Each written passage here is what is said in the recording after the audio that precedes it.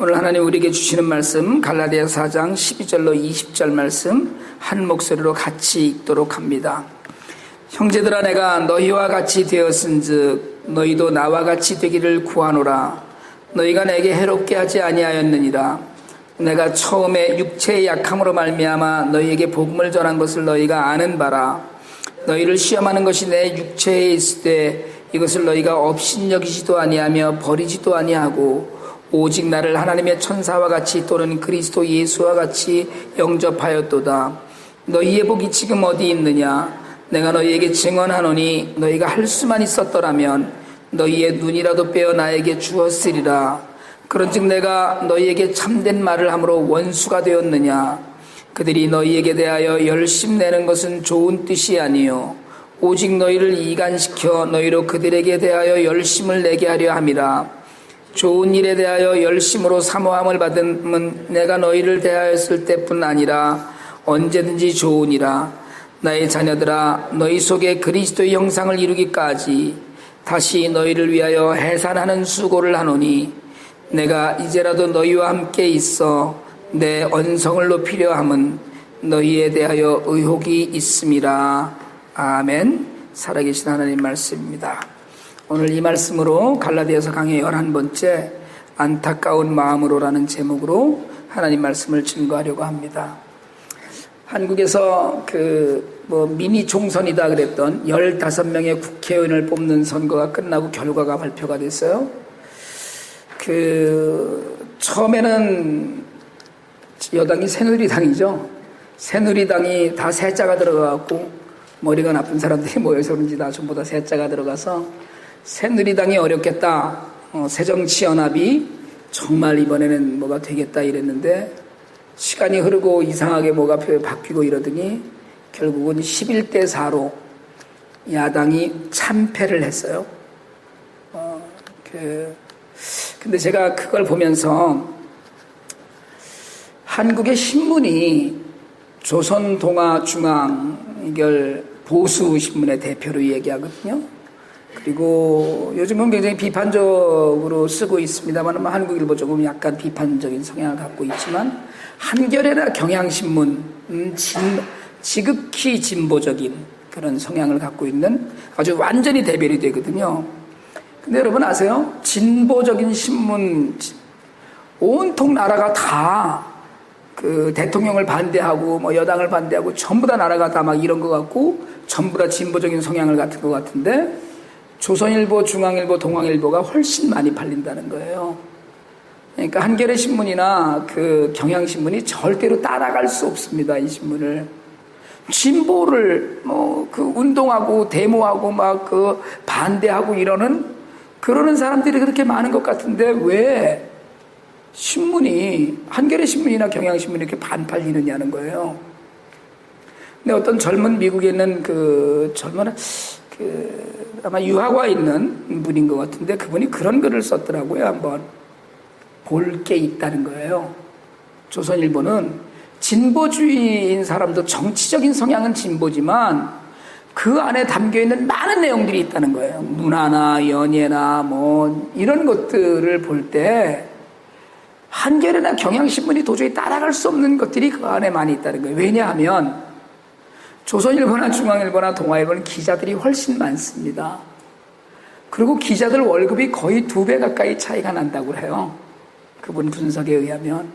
그러니까 기사를 쏟아내는, 심지어는 기자들이 일간지인데도 불구하고 자기 기사가 하나 올라가는 게 그렇게 쉽지 않다는 거예요. 인터넷은 많지만 신문은 이렇게 지면이 한정되어 있잖아요. 그러니까 그 안에 자기 기사를 올리기에 같은 신문 안에서도 경쟁을 해야 될 정도로 그렇게 좋은 사람들이 많고 좋은 글을 쓸 수 있는 능력들을 많이 갖고 있다는 거예요.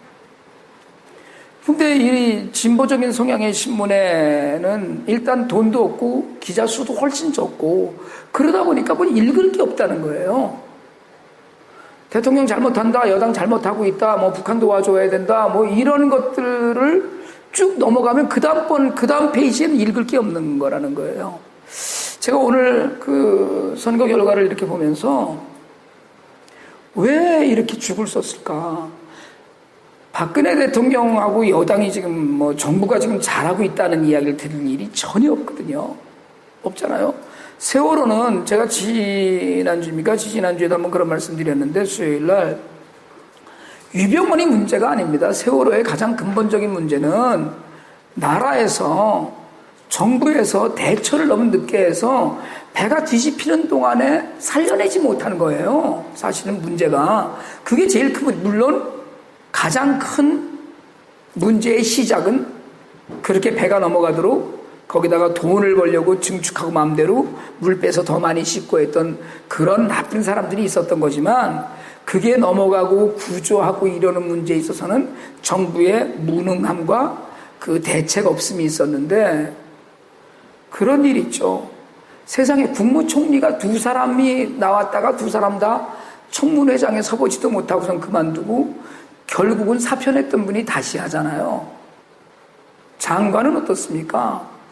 이런 식의 무능함을 갖고 있는 새누리당이 또 이겼다고 하는 건 새누리당이 잘해서가 아니라 새정치연합의 기대를 접어서 그래요. 능력이 없어 보이는 거예요. 얘가 하는 꼴이 영 아닌 것 같은데도 그래도 얘네들을 도와줘야 될 이유는 뭐냐면 이놈들은 못 믿는 거예요. 이건 도저히 얘네들은 쌈이나 할 줄 알지 쓸데없는 얘기나 할 줄 알지 여기다가 뭐 맡기지 못하겠다는 거예요. 그러니까 할 수 없이 마음에 안 들지만 뭐 이거밖에 살 길이 없다. 이거밖에는 해석이 안 되는 거예요. 맨날 무슨 데모하고 어쨌든 반대하고 반대를 위한 반대하고 무슨 뭐 그 새정치연합의 대변인인지 뭐 이름께나 있는 무슨 바가묵의 국회의원은 또 뭐 이병헌이 시시는 가짜다 이런 얘기를 자기가 막 퍼뜨리고 이게 공당에 있는 책임 있는 사람들이 할 얘기가 아니거든요. 사람들은 그 편에 서서 박수 치고 있는 것 같은데 보고 있다는 거예요. 이 사람은 목소리는 큰데 할 줄 아는 게 없네. 이걸 보는 거예요. 이 사람들은 뭐 말은 좋은데 하는 짓 보니까 말하고는 영 아니네. 이걸 보고 있는 거예요. 실제로. 그러니까 무슨 공천을 해도 새정치를 하겠다고 안철수 신가가 하는 양반이 막 나서서 했잖아요. 새정치를 하겠다고. 새정치 한다는 놈들이 보니까 꼴을 보니까 싹수가 틀렸다. 여러분 국민은 대단합니다. 그 숫자로 나타나는 절묘한 수가요. 지난번 6.4 지방선거에는 어땠어요? 그 지방선거에는 완전히 새누리당이 참패해야 됐었는데 거의 균등하게 무승부라고 그러잖아요. 미국에 살면서 한국 정치를 얘기할 건 아니지만 어쨌든 우리가 보면서 마음속에 가져야 될 건 대안이 없는 정당은 국민이 결국 지지하지 않는다는 거예요. 저것들한테 나라 살림 맡기면 거덜나겠다 싶으니까 이것들 무능해 보이고 부패해 보이지만 그래도 할 수 없이 이것들을 집어줘야 된다. 이게 국민의 뜻이었다는 거예요. 여러분 우리가 신앙생활을 하면서 남들이 우리를 보고 있거든요. 다 우리를 보고 있어요. 그런데 남들이 우리를 보고 있을 때 우리는 그렇게 믿음을 주고 그렇게 남들에게 무언가를 맡기고 싶고 의논하고 싶고 저 사람에게 내 것을 좀 의탁하고 싶은 마음이 우리에게 드는가? 여러분 안 믿는 사람이 여러분들에게 기도 좀 부탁한다는 이야기 들어본 적 있어요 혹시? 여러분 예수를 믿으면 적어도 안 믿는 사람도 내가 집에 무슨 일이 있는데 자기 교회 나가면 기도 좀 해줄래? 이런 얘기를 들을 수 있어야 되거든요. 왜요? 난 안 믿지만 당신이 믿는 그 신이 진짜인 것 같다. 이런 얘기가 나와야 되는 거거든요. 그런데 야 너는 절대로 나 위해서 기도하지 마. 네가 하면 하나도 되는 거 없다. 이러면 골치 아픈 거 아니에요. 네? 네가 하는 일은 하나도 나한테 도움이 안 된다. 이런 골치 아픈 거거든요. 우리는 새정치민주연합? 새정치 무슨 그 당인지 아니면 그래도 기댈 데가 교회밖에 없어. 그래도 똑바로 하는 사람들은 뿌리 깊은 교회 성도들밖에 없어. 이런 얘기를 우리가 듣고 있는지를 우리를 돌아보면서 생각해야 됩니다. 그리고 제일 중요한 건 처음을 잃어버리지 않는 거예요. 처음에 우리가 생각했던 그 모든 것들, 이걸 잃어버리지 않아야 되는 거거든요. 바울이 지금 갈라디아 교회에 대해서 몹시 실망을 해서 편지를 쓴 거거든요. 어떻게 그럴 수 있느냐? 세상에 내가 너희들한테 그렇게 안 했는데 왜 그렇게 됐느냐? 여러분, 제가 오늘 이 본문을 묵상을 하면서 제 지나왔던 목회를 생각을 했어요. 제가 그런 얘기 자주 하잖아요. 여러분이 제 성적표라고. 성도가 목사의 성적표거든요. 성도가 구원의 확신을 갖고 하나님을 바르게 믿고 바른 삶을 살고 성도가 목사를 통해서 전해진 적용되어진 말씀을 듣고 세상에 나가서 그대로 사는 그런 성도를 양육했느냐, 그런 성도들과 함께 하나님 나라를 이루어가고 있었느냐, 이게 제 성적표라는 거예요. 아니면 그냥 어쩌다가 한번 일주일에 한 번씩 그냥 나와서 뒤에 앉아서 졸고 있다가 그저 무슨 얘기를 들었는지 잘 모르겠지만 그냥 간다, 이걸로 끝나느냐, 이게 문제거든요. 저는 사실은 요즘 그런 제 나름대로의 딜레마나 제 나름대로의 갈등이나 아픔 같은 것이 있어요. 이게 새록새록 저를 많이 괴롭히는데, 저는 전반적으로 제 10년 목회가 실패했다고 생각을 해요. 하나님께서는 그걸 어떻게 받아주셨는지 몰라요. 하나님께서는 그걸 어떻게 받아주고 계신지 잘 몰라요. 그러나 중요한 것 하나는 정말 안타까운 마음이 내 안에도 있더라는 거예요. 아, 그거 아닌데, 내가 가르칠 땐 그렇게 가르치지 않았는데, 적어도 내가 목회를 할 때는 내가 보여준 건 적어도 내 입으로 들어갈 거 챙기지 말고 남을 먼저 먹여라, 이렇게 가르쳤는데, 적어도 교회가 문을 닫을 수도 있다, 하나님의 뜻이라면. 그러나 망할 때 망하더라도 하나님의 뜻대로 살다가 망하는 것이 하나님의 백성으로서의 도리다, 그게 제 가르침이었는데 정말 그렇게 되었는가? 세상만도 못한 교회를 만들어 놓았던 건 아닌가 하는 그런 생각을 해요. 오늘 이 본문을 묵상하면서 요즘 그런 생각을 자주 많이 하는데, 오늘 이 본문을 묵상하면서 더 마음이 아팠어요. 바울이요, 너희가 처음에는 눈을 빼서라도, 내 눈을 빼서라도 너의 바울 선생님한테 줘야지. 그러니까 심지어는 나는 한 눈으로 살아도 돼. 한 눈을 빼서, 아마 그 당시에 눈을 빼서 주고 뭐 할 수 있는 수술할 능력이 안 돼서 그랬겠지만, 어쨌든 그런 정도의 마음, 할 수만 있었더라면 너희의 눈이라도 빼어서 나한테 주려고 했던 너희들이 왜 이렇게 됐느냐는 거예요.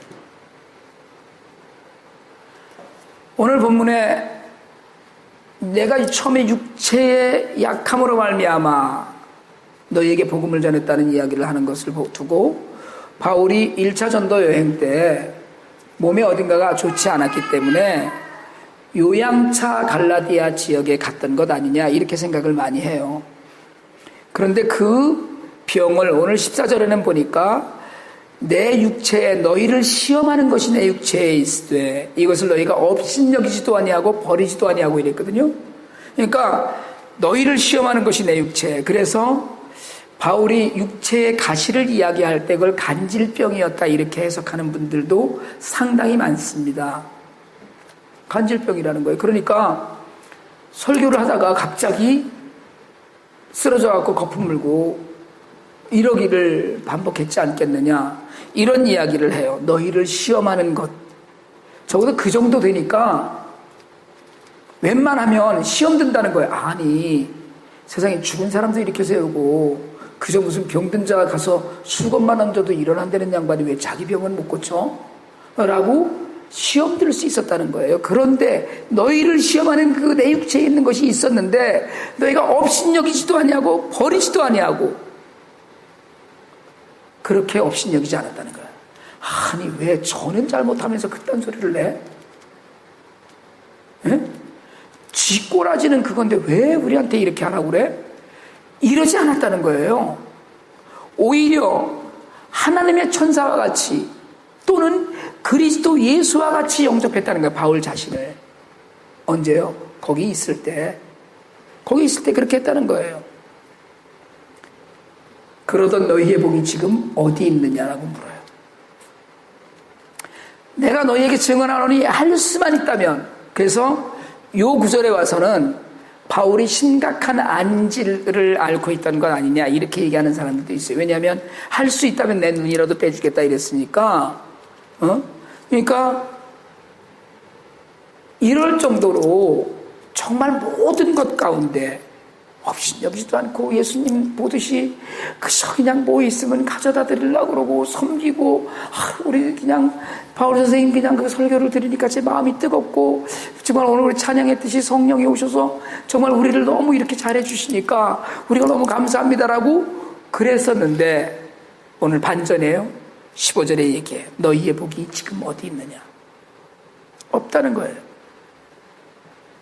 없다는 거예요. 눈이라도 빼주려고 그랬던 너희들의 사랑은 어디 갔으며 믿음은 어디 갔으며 아무리 내가 간질 날아서 개거품을 물고 쓰러져서 호기적될 때라도 나를 업신여기지도 않고 깔보지도 않고 팽개치지도 않고 버리지도 않던 너희들이었는데 오히려 천사처럼 그렇게 연약한 가운데도 이렇게 귀한 말씀을 전해주시고 우리를 위해서 기도하시는 분이니 정말 천사처럼 모시려고 그러고 예수님 대접하듯이 가장 좋은 걸로 대접하려고 그랬었는데 이제는요 너희에게 참된 말을 함으로 내가 원수가 되었느냐라고 물어요. 듣기 싫은 소리 한다는 거죠. 그렇게 하면 안 돼. 이 얘기를 하면 내가 너하고 원수냐. 여러분 이건 믿음이 아니거든요. 믿음이 아니에요. 자기한테 듣기 싫은 소리, 틀렸다고 지적하는 소리, 교회에 어려운 일이 있거나 가정에 어려운 일이 있을 때 어려운 일은 누구에게나 있어요. 그러나 우리가 과연 돌아보면서 회개했는가? 진실로 말씀 안에 우리가 모든 것을 두고 나는 먼저 회개했는가? 여러분 이런 얘기를 하면 원수예요? 그런 얘기를 하면 잘못 가르치는 거예요? 오히려 틀렸다라고 지적할 수 있는 그 사랑, 그 준열한 가르침 앞에서 정말 겸손해야 되는 자세, 이것들이 우리 안에 있어야 되는데 여러분 열심을 낸다는 지도자들이 바울이 떠난 다음에 갈라디아 교회를 장악했어요. 그래서 자기들이 열심을 내요. 바울은 떠났는데 오늘 바울이 얘기해요. 그렇게 열심 내는 건 좋은 게 아니다. 왜? 이간시키려고 너희하고 나를 이간시키려고 내가 이 교회를 책임지겠습니다. 우리가 이 교회를 책임집시다. 우리가 정말 우리 뜻대로 한번 해봅시다. 라고 하는 사람들이 그 안에 있었다는 거예요. 그게 외부에서 들어온 자들이에요. 그게 그 교회 지도자로 자처하던 자들이에요. 아니라는 거예요. 여러분 제가 이걸 읽으면서 제 처지를 생각했어요.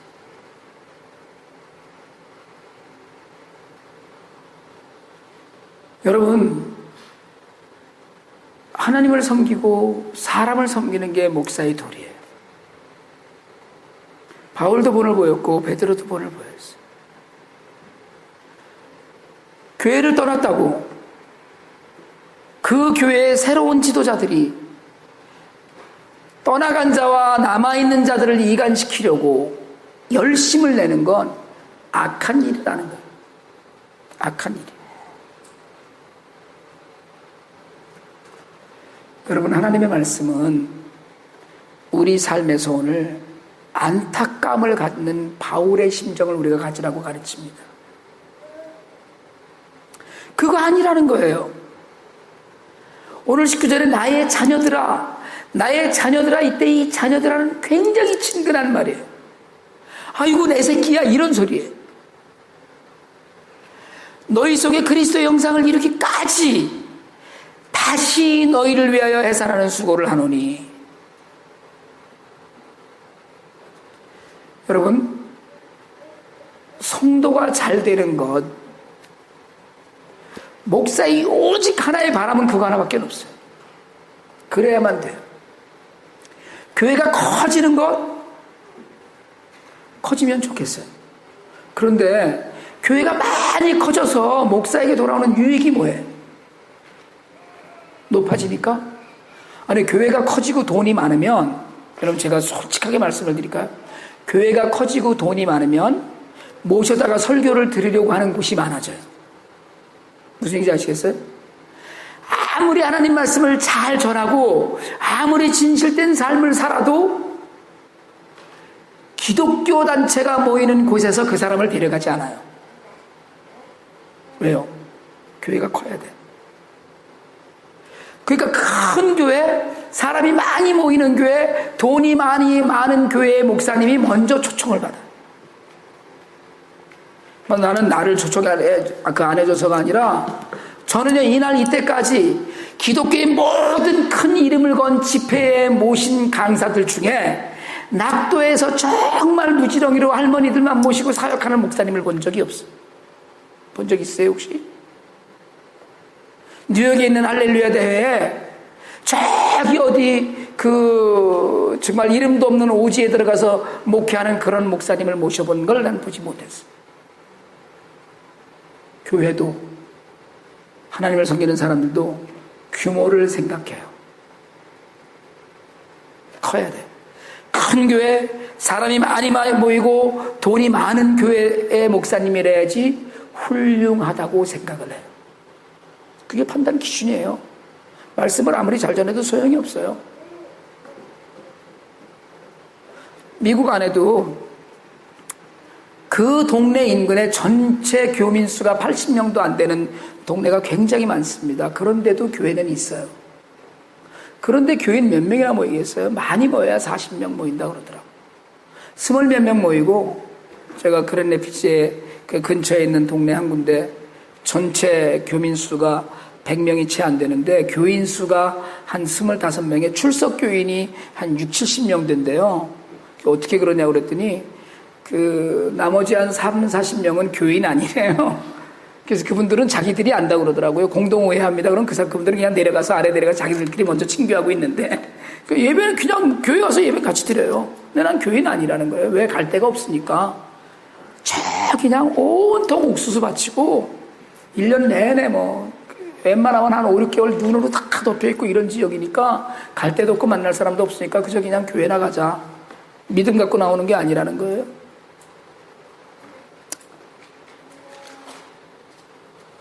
그리스도의 형상을 이루기까지 한 생명 한 생명을 놓고 안타까워서 기도할 수 있는 바울의 그 안타까운 마음.